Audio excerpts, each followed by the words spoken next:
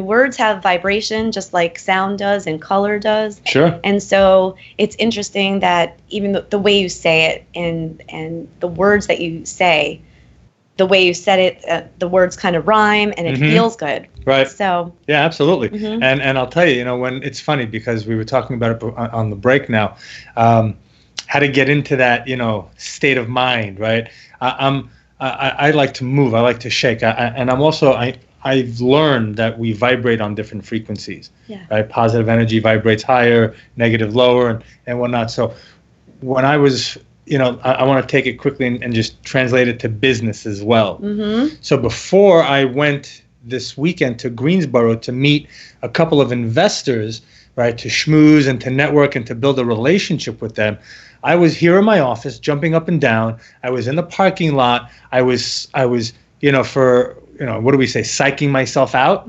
But I was getting into that mindset. I was tapping into that energy, into that frequency of, this is what I do. This is what I'm doing. I am successful. They're going to love it. And I'm painting the picture to the universe of how things should go. All right. And I'm building it up, and then I'm letting it go and say, okay, that's what it's going to happen, right? These guys are going to do this. They're going to be like this. It's going to be X, Y, and Z, and kind of painting the future as how I want it to be. Yes. So that's how it should unfold. Well, you're creating the feeling. Right. So you're in the feeling already, which is the vibration. So then it's already happened because time is not real. That's exactly. So it's already happened because you set the intention. That's right. Yeah. Right. The universe has to now create the movie that After, right? Yeah. We set the script. Now they're just... And we let it go. Let it blow in the wind. I think that's one of the biggest challenges that we have as humans is to trust that when you set the intention and let it go and trust that it's happening. Okay. And I think that's one of the things that's taken a lot of practice is to do that. But when you do it with small things, you could do it with like, I'm going to find a parking spot, or I found a parking spot right away. That's right. And say it in the past tense or as it's happening before you see it. Yep. And just know, like, it's already happened. Oh, I do that when I drive to Miami. Before I drive to Miami, I'm like, okay, it's going to be a smooth drive. Right. No one's going to cut me off. It's going to be no traffic. And when I get there, I'm going to find parking immediately in front so it's easy for me to get out. And I just set it out, and there it goes. Yeah. Right? Yeah. A lot of people think that we're crazy when we do that. That's okay. They can think that. We're in the 2%, and we're sharing so that more and more people could find peace and ways to create for themselves. That's right. I get in the car and I say thank you for getting me there quickly, safely, easily, and pleasantly. What does gratitude do to the mind, to the energy? How does that affect us when we have gratitude or when we're grateful? Gratitude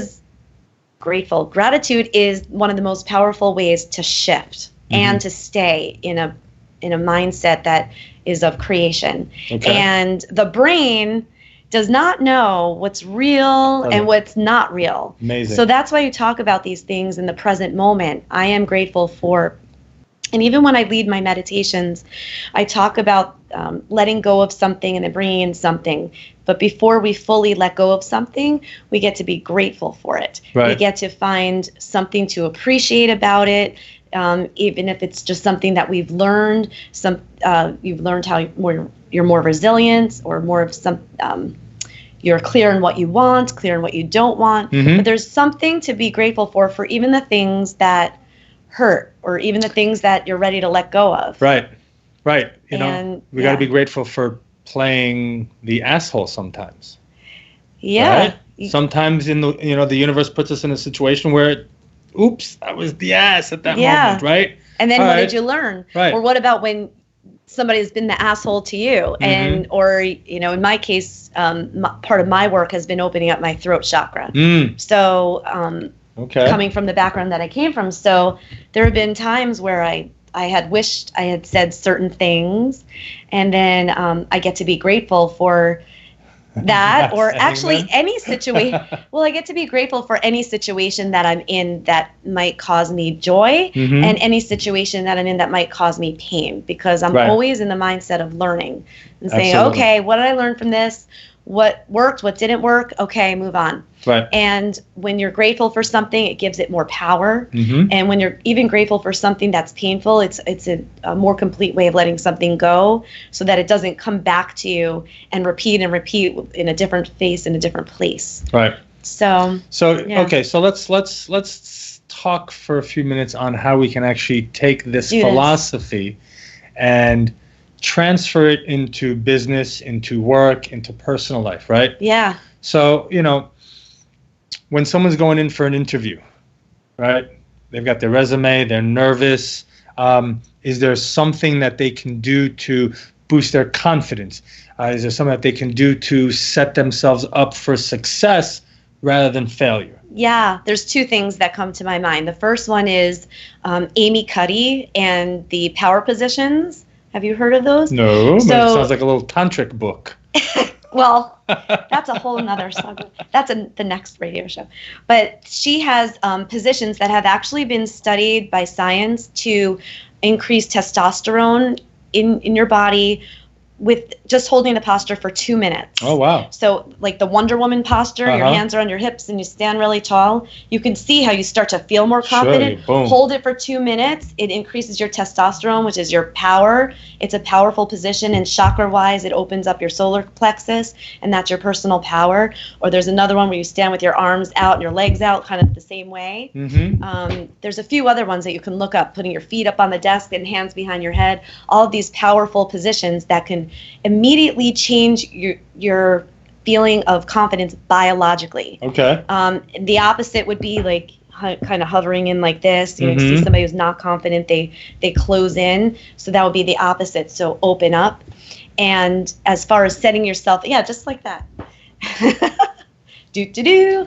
And also what I like to do in any important conversation, whether it's a personal one or an interview, is I like to imagine it before I walk in. And then I like to see myself how I felt at the end. So how it feels at the end. So I'm letting go of control over the how and what happens in between that I walk in the door and I leave.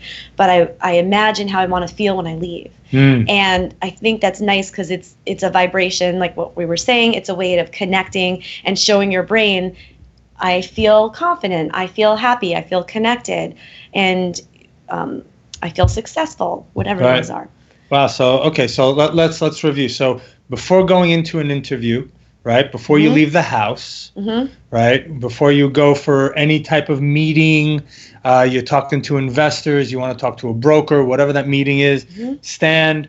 2 minutes. Do that power position. That Batman, Superman, Wonder Woman power position. Yes. You're a superhero, right? Yes. And what do I say? Do I have? You don't even have to say anything, but that is a good place to stand there like that, and then imagine how you're going to feel when it's done, when you get back in the car. Right. So you do that at the same time. Set the timer on your phone so you don't have to be like, is it 2 minutes? And you kind of interrupt the flow and just kind of stand there like that. And breathing is just as important as gratitude, maybe more.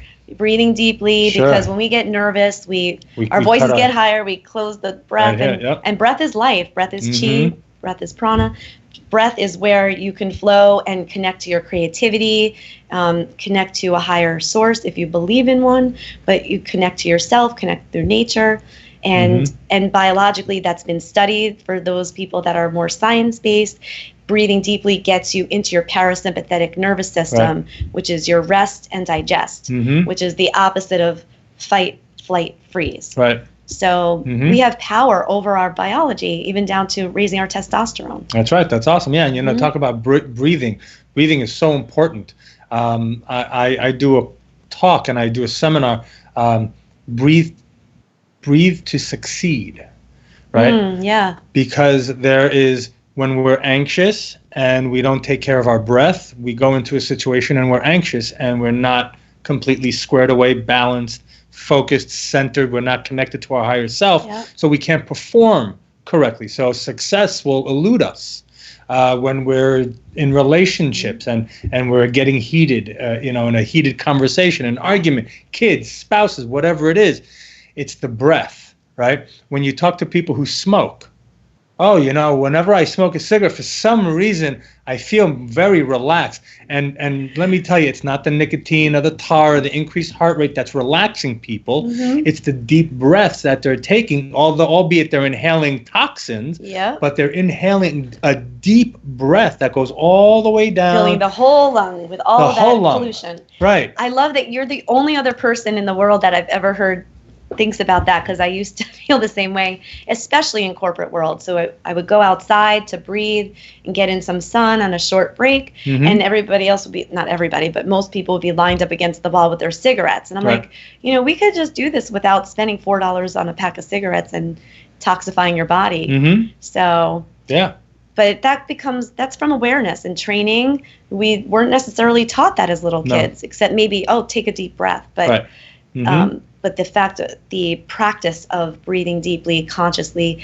it also brings you back into your body. Yes. Because we get into that merry-go-round in our head, which can be a very dangerous place to be. It helps us get us grounded right back into the floor. Oh, absolutely. Right back into our body. I have a great breathing technique for myself that I'll breathe in 4.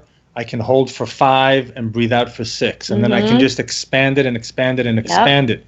When I was traveling, when I was an actual traveler, and I traveled the world for many years, I was living in India for a year, and we were working on breathing. I did Vipassana meditation, which is a 10-day silent meditation retreat where you just focus on the breath, going in and out, and the sensations and the expansion of the space between thoughts. Yes. And I learned how in this society that we live in, the faster it gets, the faster our thoughts happen, right? We have to keep up. The mind has to keep up.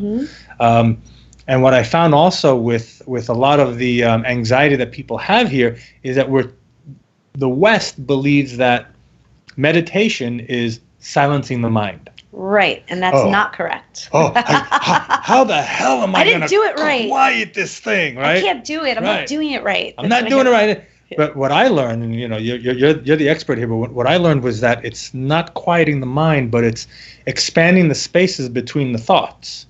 And the Buddhist tradition talks about that it's observing the mind.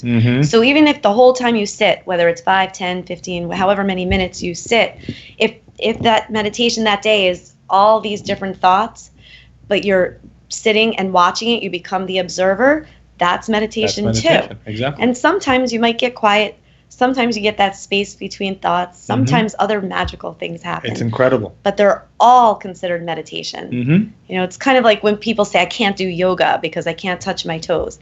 My answer is always, if you can breathe, you can do yoga. Right. It's the moving, it's the being present. With meditation, it's the observing your mind. It's giving yourself that space and time to stop. Right. So I like the way Osho once said it. When he talks about meditation, it's where the dancer becomes the dance. Right. That's beautiful. It's where the artist, the painter, becomes the brush and the paint and the strokes on the canvas. It's where you lose your mind and yourself and you become what you are doing. So if you are breathing, you're becoming the breath. Yes. You're going into your body, you're going into every cell, and if you can visualize it, it's even better, it's even stronger, right? And then you go into every cell and you can fix, you can repair, you can, do whatever you want with it. And that's where the strength comes into it. Yeah, it's pure presence is what you're describing. And people watching might remember a time where you lost track of time doing something that you love.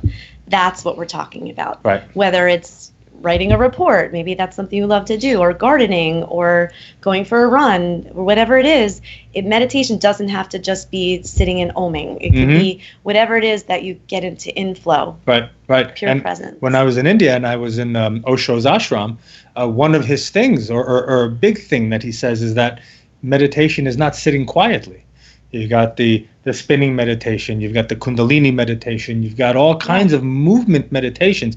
The point is to be present. Yes. To be present in the moment, in the here and now, right? And then you're living meditation. Right.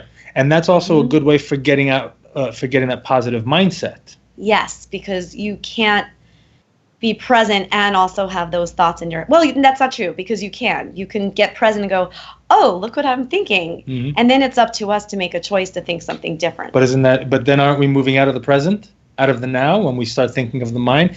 Because if we're focusing, let's say I'm focusing on writing a report, mm-hmm. right, for my investors and whatnot, and that's what I'm focusing on. But then, and I'm also raising money for another deal. If I start thinking about that other deal and I get stressed out about that, and oh my God, what am I really doing? Will I really succeed? Will this go out? Blah, blah, blah. Then you're not present to your report. Right. I'm not present in the report. And you're in the thoughts, but you're mm-hmm. not being present with your thoughts. The thoughts are taking you for a wild ride like a wild horse. Mm. But once you become present, you go, oh, look where I went. Zip, and bring yourself back. Come back to the report. You could put that in a Tupperware. I'll come back to that in 30 minutes or whatever. Mm-hmm. And then that's your presence, where you're coming back. Like when it goes wild horse, I don't consider that present. I consider that the monkey mind. Mm-hmm. Yeah. Now you mentioned something earlier also about when we have these thoughts and we observe them, we shouldn't judge them. And why? What do you mean by? Don't shit all over yourself. I love that one. Because let's say you are doing the report and then your mind went to the other deal.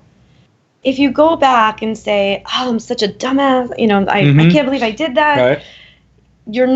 No change will come from berating yourself or a child. You get to treat yourself.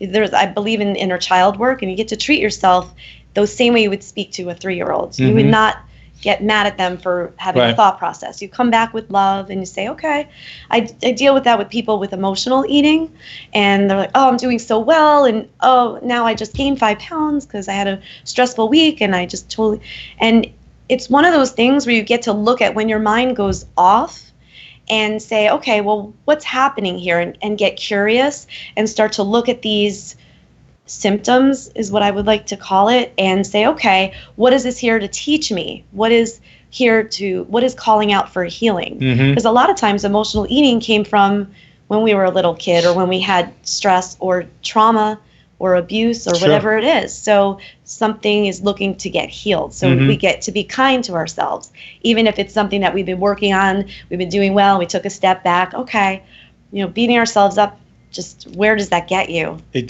It removes us from here and now. Yeah. Right? And then it's actually a way of procrastinating too. Absolutely. It's a way of procrastinating. It's a way of getting out of things. It's a way of, it's a self-fulfilling prophecy. Yeah.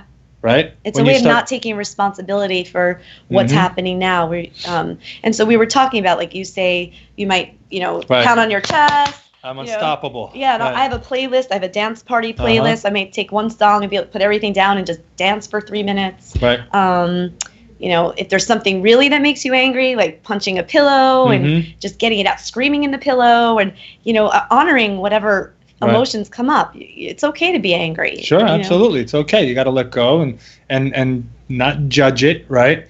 I look at this stuff like clouds in the sky. Yeah, let it move through. Clouds come, they dump on you, but then they go. Yeah. Right? And when they're dumping on us, we're like, dude, look outside. It's raining. It's pissing. Oh, my God, blah, blah, blah, blah, blah. We don't sit there and go, oh, wow, look, it's horrible. Oh, my God, my life sucks. It's raining. I live where it's raining. It's never going to end. Right. Yeah. We look at it. Okay, it's raining, especially here in Florida. We have the beauty of, in 10 minutes, it'll be gone. And the clouds disappear, and then the sun shines through again. But if we continue moving with the clouds, if we're attached to the clouds, if we judge the clouds, we will never see the sunlight.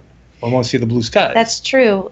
And when you say that, it made my mind go right into how humans are with change, and the law of attachment, and how we get so attached to things and the way we think things should be, instead of saying, okay, that's not really what I planned, but okay, as soon as we allow it, it takes the stress off of it. And that's been an interesting one for to really let go of. And right now, people are going through a lot of things spiritually, and so there's been a lot of letting go. There's been a lot of endings on lots of different levels, and what causes the most pain is when we fight against what's actually happening. So, and then that comes back to the whole thing about being present. So, when we spend time saying it shouldn't be this way, I can't believe this happened, we're not accepting what actually happened. Right. And it is a natural process, like even of death or a breakup, where at first there's a resistance. It shouldn't have happened. Right. What could I have done differently? But then once you get to be present with it and you get to look at what happened and all the different angles, you go, okay, and you start to learn. If you're in the mindset of learning. Right. Because there are people that actually hold on to trauma their whole lives, and then it turns into disease, whether it's cancer or other things. Sure. Trauma, I mean, the trauma and all that other negativity in people's lives, and it translates into their relationships, their family relationships, their spousal relationships. There are people walking around going, I'm 45, 50 years old, I'm single, this is not what I planned, right? How did this happen? And then you ask them about their emotions, they're like, I'm fine. Right. I'm fine. Nobody wants, that type of person doesn't want to dig in and see, hey, where have I created this? So what So we figured out, we got another 5-6 minutes here to the show, and it's been awesome. Thank you. What kind of tools are there when people are, first we said we have to be aware. Be aware first. We have to understand that we have these thoughts. Have these thoughts. Don't beat yourself up for it. What kind of tools are there? Breath is number one. Right. Because typically if you get caught up in that moment, a lot of times the only thing you can remember is the breath. And that's okay. So breath, feel your feet on the floor, get into your body, hands on your lap, feel your fingers, whatever, get into your body and breathe. In the moment, you might not be able to think of what you're grateful for, but if you can, sometimes I get cut off on the road, I'm like, thank you. And I just kind of make it I just kind of push it out to, just be grateful. And then, of course, every time you get into your body, you're able to shift the emotions.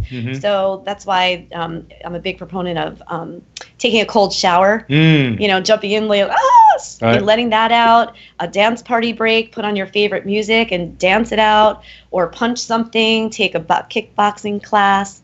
And then, of course, after you move your body, then you could sit into a meditation. And meditation could mean sitting and breathing for 1 minute, hands on your belly, and just feel your belly get big and small. Just breathe really deep. Doesn't have to be anything fancy. Right. So simple. Simple things. So simple. We don't need to spend money on memberships and gyms. We don't have to go out and buy equipment. You can do this while you're driving. You can do this while you're at home. You can do this while you're listening to a podcast, while you're cooking. While you're working, right? While you're working. Say thank you when you send an email. Thank you for having this job. Thank you for this great communication, this great deal. Thank you, and hit send. And and then community is important too. So find your clergyman, find your neighbor, or a very trusted. It has to be somebody trusted, friend or family member, a coach, a class, whatever, a podcast, whatever it is, a radio show. That's somewhere where you could feel connected. I mean, there's so many times where I felt like Wayne Dyer was my dad. Absolutely. Many times, right? Many times. Yeah, it's we have to understand that we all get into that situation, right? We all get into our minds. We all have our movies that we play over and over and over again. Yeah. The first thing to do is, like you said, is to become aware that, first of all, I have these movies, you have these movies, everybody has these not movies. Alone. No one's alone, right? Oh, wait, can I interrupt one quick Absolutely. Thing? One of my favorite yoga teachers always says, no feeling is final. And I'm telling you, it's a lifesaver, especially when everything's up on the table. Everything's on the wall, whatever. No feeling is final. It will change. Absolutely. Hang in there, but we all go there. We all get discouraged, Even when you see people on social media and they're posting their awesome pictures and whatnot, even Donald Trump and what's his name, Tony Robbins and all, everybody has bad days. Everybody has negative thoughts. Everybody has all these different things, right? Where they came from, how they got in there, you know what? In my mind, I don't care, right? They're there. How do I deal with them? How do I change them? How do I move forward? Breathing, shaking, moving, right? Vibrating, getting that vibration out. It's all there. Very, very simple. Music, things to uplift your spirits, right? Affirmations, reading positive books, listening to somebody telling you you're awesome. That could be great, right? Or record it yourself. It's actually really powerful. Most of us have these smartphones with a recording thing, and say something about yourself, that you're amazing, you're beautiful, you're abundant, and listen to it right before bed or in the morning. Hearing your affirmations in your own voice is also really powerful. It's amazing. Awesome. Felice, how can people find you? You can find me on byfelice.com on my website. You can find me at By Felice Wellness on Facebook, or just Felice Minkin on Facebook. Awesome. And travelers, and November 2nd, I'm having a mastermind group here in Boca, November 2nd. I've got industry leaders, community leaders, I've got life coaches and whatnot. I'd like to put out an invite to you. It's going to be a lot of real estate investors that are going to come and talk, but I'm also bringing a panel of people that can help create. A mastermind is where 2 or more people get together and you figure out what's working in business, personal, spiritual, and then you have the challenges in those different areas. And when 2 or more people can work on finding solutions, some incredible things happen. So much more powerful. Absolutely. Yeah. So I'm building this mastermind November 2nd. I'd love for you to come and join us. Thank you. Travelers, go to ttimastermind.eventbrite.com. That's TTI for the traveling investor. Mastermind.eventbrite.com. It's only $97. And my guarantee to you, if you walk out of that mastermind without one idea that can take your business, personal, financial, spiritual life to the next level, I'll give you your $97 back. It's simple. It's that easy. You've got nothing to lose, everything to gain. And we're going to have people like Felice at the mastermind talking, saying, hey, you know what? You shouldn't say that. You should talk like this. Maybe you have this idea. Maybe this is what's blocking you. Maybe this is try this. All these kind of things. Imagine where you will be, where your business will be, where your finances will be, your spiritual life, your inner life, your relationships, how better it will be when you've got people like Felice working on all your obstacles in those different areas. So go to TTI Master.